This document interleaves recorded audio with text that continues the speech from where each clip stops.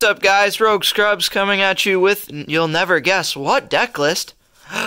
It's great. I know you haven't seen this deck recently. This deck just came out, and a lot of people are having a hard time getting the cards because they're really hard to find. Like, you have to buy like 3 of a structure deck to pull all like 3 of each of them. It's really hard. Like, not a lot of people can afford that. So we were lucky though. We pulled like 3 Gazelle out of our 3 structure decks. So like we're bringing you this super generic, super average Salamanaverage deck. This deck sucks, by the way. It's actually getting annihilated by Trickstars on stream right now. So, yeah. I'll get right into this list. It's super original. We play a completely different list. Alright, so I play 3 Gazelle. Now, a lot of people don't play this card at all. But I play 3 because it's broken. It's Foolish Burial. It's, I'm kidding, everyone plays 3 in this. But, it's Foolish Burial. But we don't play Spinny, because Spinny is bad. Yeah, no, Spinny's trash. Spinny's really, honestly, Spinny's trash. You never want to open that card. Like, its effect isn't a quick effect to gain 500, so it's just kind of retarded.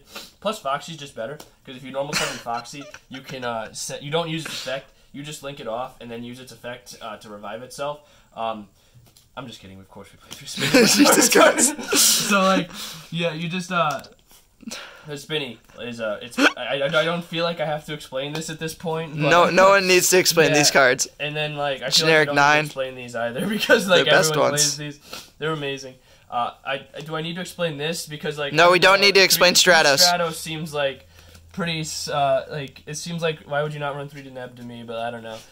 Anyway, to go with her, we play 2 backup secretaries. Okay, so here's the difference. Apparently, people don't know what this card does. Now, you can play the Cybers Buffalo guy thing, but we play this because this is a level. This is basically the Psychic Wielder, but better because it's a Cyber, so you can like start your plays with it. But and you can search it off Lady Debug for an extender if you already have the nuts. Now, the only bad thing about this compared to the Psychic guy is it's not a tuner, but you're paying 10 cents for a card that you can search with Lady Debug special for free, start your plays with, and it's not a tuner, compared to a card that is a Psychic, so you can't start your plays with it. It costs $20. It costs $20. So make up your mind. But I play these. I have not had a problem. I think making Brio is a horrible play in this deck anyway. Waste extra deck space. I just play this anyway, and I haven't had a problem with it. The only bad thing about this card is it conflicts with like a Gozen match, but I don't play Gozen match anyway. I play Rivalry because I think it's better because of the dangers, but that's debatable. We'll get to that when we get to the side deck. And then we're playing this as another the Spice. Now apparently, okay, he told me about this play. You can, if you special this under Sunlight Wolf and use its effect to pop, you can make Sunlight Wolf Chainlink 1 and this Chainlink 2. So this will pop itself first, and since Sunlight Wolf doesn't target, you just add it right back to your hand. I like that play because it adds a Scrap Dragon back, but like arguably you should add Gazelle back. Yeah. It's just funny though, so I like the 1. But like you still can't use its pop effect again. Yeah. Because it's a once per turn, and you can't summon it because Wolf. So. But it's just a play you can do, so just keep that in mind if you ever feel like you need to. You can also add this card back. It's the supers, not the commons, because the supers are even the supers are prettier. But we play 3 Ash because you can add it back with Sunlight Wolf. You can hear that? Who would have guessed? Sunlight Wolf. Like, who would have known? That? Dude, it's synergy. What tech? I play 3 Effect Veiler.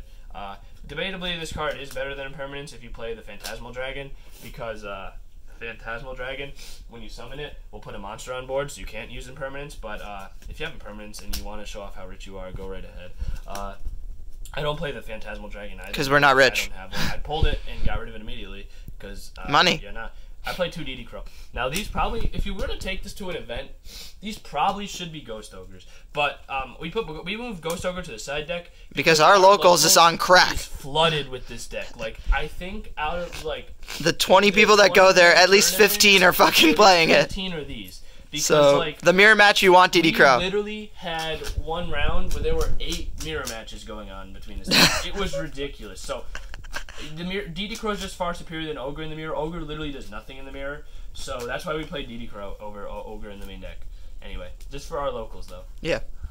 If you were taking it to a high event again, maybe you want like Ogre or Bell or something like that. One of this card because it's a brick if you draw it. Now, okay, so here's what I don't understand. A lot of people are playing Potted Desires in this deck. That is the one thing we disagree with. I really don't understand why. I am playing, like, just already, I'm playing so many one-of cards that I don't want to banish because, like, I know he played 2 of this, but I still think that is so horrible to do. I know you can, like, play it after you combo and then just hope you draw trap cards, but still, like, I don't like that play at all.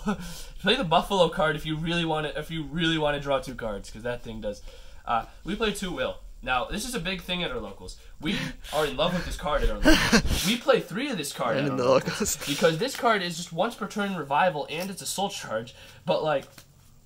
Our locals loves this card too much. We have a friend, Ethan, and we have a bunch of memes with him. Maybe we'll post some after this deck profile gets posted. So, like, yeah, I played 2 of these. He plays 3. He'll probably have a comment. Have a fit in the comments about it, but I played 2 just because it's a hard once per turn. So I didn't want to, like, clog my hands with these. But this card is a fantastic extender. Don't get me wrong, it is a fantastic card. I don't think it's a 3-of worthy, but Ethan's going to shout at me for that, so... yeah, I played 2 of it.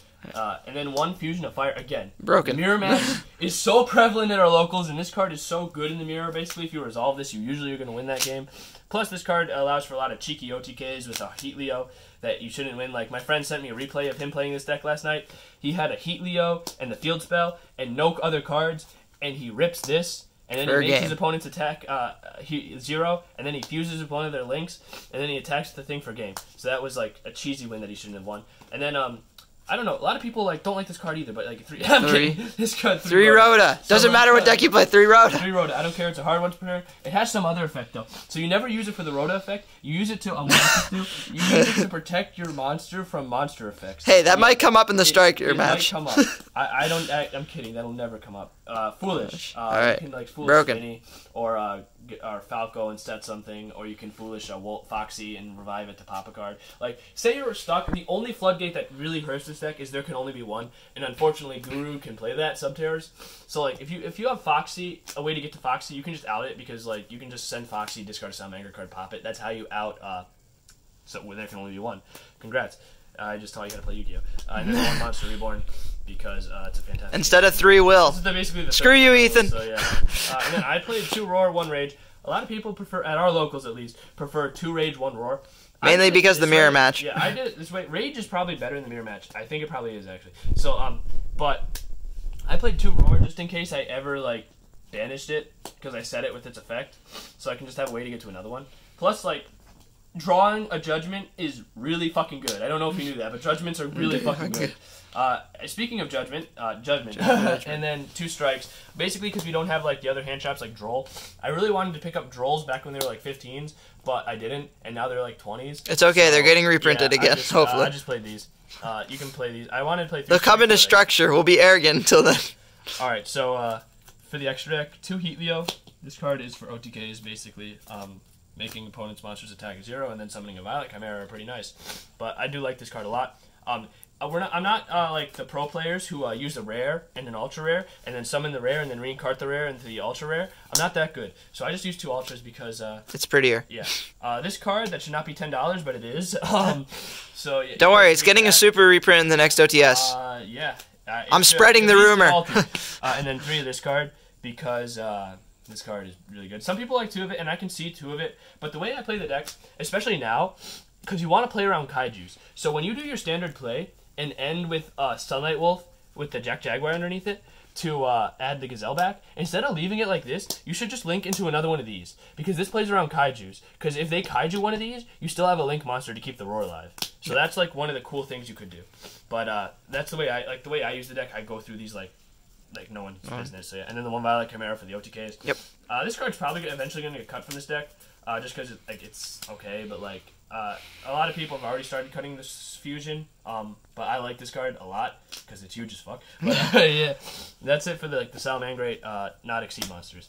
And then I played this because again the local mirror match is everywhere. Local. Side deck it normally probably have better utility for something else. Usually but, yeah. you should probably play Phoenix over this, but you at least want a Link monster that can be made without fire monsters. And I'll tell you why. Because Contacting Sea exists, and apparently people believe in siding really bad cards just to make one deck's matchup like better. I mean, I understand that logic because you're gonna face this deck probably like 5 times out of an 8-round tournament. But so when you side deck a card that bad, that doesn't even hurt this deck at all if you know how to play around it. And the only way to play around it is to just link into this and then make Sunlight Wolf. That's literally the play to out it, like, or the Phoenix. So like literally they gave you a card to like pop their back row and then you just summon a wolf. And then for the rest of the extra deck, Boral Sword for OTKs. I don't play the update jammer shit because it sucks.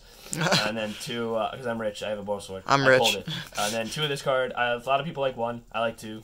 Comes up a lot. Bagushka as well. Probably going to cut Bagushka because this card is a lot worse than Dweller. Agreed. And then, especially, even in the mirror, Dweller's probably just better. For the side deck? This card is for time. Because it's the only take away. This is the only fire deck that can't burn people, which is ironic. You gain 2,000 life points, though, so it's okay. 2 Pankratops, the best side deck card. This is really good in the mirror. You can summon it, attack, and then, like, usually it either bait out Roar or make it so Roar's not live. 2 Ghost Ogre. I used to think this card was really bad against Thunder Dragon until I realized they play Guard Dragon monsters. And yeah, enough said. And then Kaijus. This is my friend Ethan's aspect of the deck. Basically, you're either going to give these to them, bounce it with Mirage Stallion, and then give it to them again, and that outs 2 monsters right there for you.